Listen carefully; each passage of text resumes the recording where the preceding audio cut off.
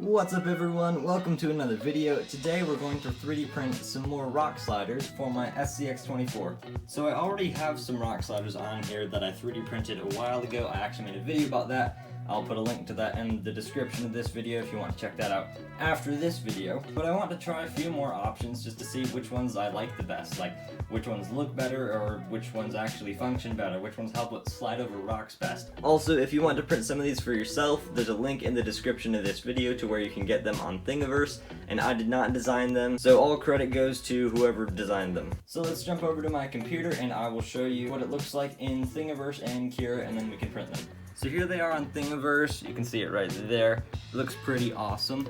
A few different angles.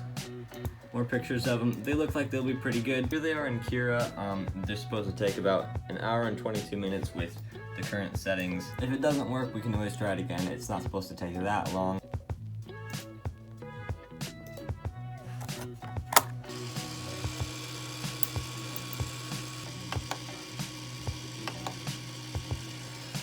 Alright, looks like they're done.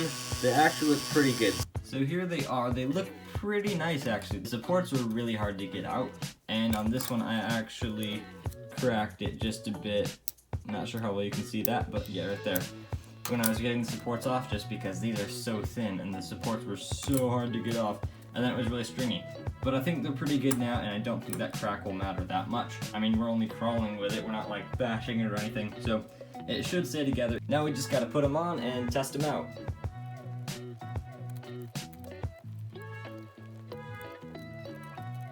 So I just put it on. It was an absolute pain to put on, but I think it looks pretty cool.